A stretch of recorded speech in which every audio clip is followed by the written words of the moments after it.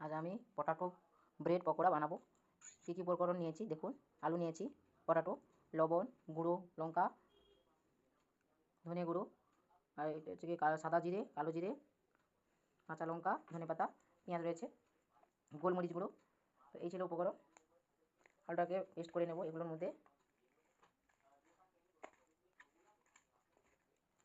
দিয়ে, আলুর মধ্যে এই ব্রেডটাকে, এই যে ব্রেডের চারপাশে আমি কেটে ফেলে দিয়েছি, এটা জলের মধ্যে ডুবিয়ে নেব। জলের মধ্যে ডুবিয়ে নেব।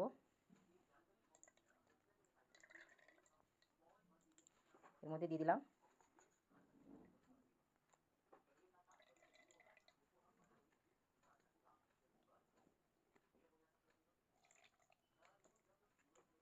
এর মধ্যে আমি কর্নফ্লাওয়ার দিয়ে দিচ্ছি।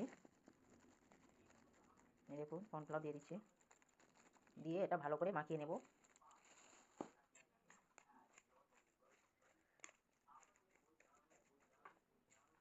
সব কিছু ভালো করে মাখিয়ে নেওয়ার পর এটা ভালো করে মাখিয়ে নিয়েছি। এবার এর উপর একটু ময়দা ছড়িয়ে দিচ্ছি।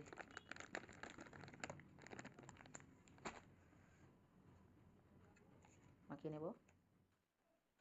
বেসন দিয়ে দিলাম একটু, মাখিয়ে নিচ্ছি। পটাটো ব্রেড পকোড়া বানানোর জন্য কড়াইতে তেল দিয়ে দিচ্ছি। এইভাবে গোল গোল করে নিয়েছি, দিয়ে কর্নফ্লেক্স এর মধ্যে ডুবিয়ে তেলের মধ্যে ছাড়বো।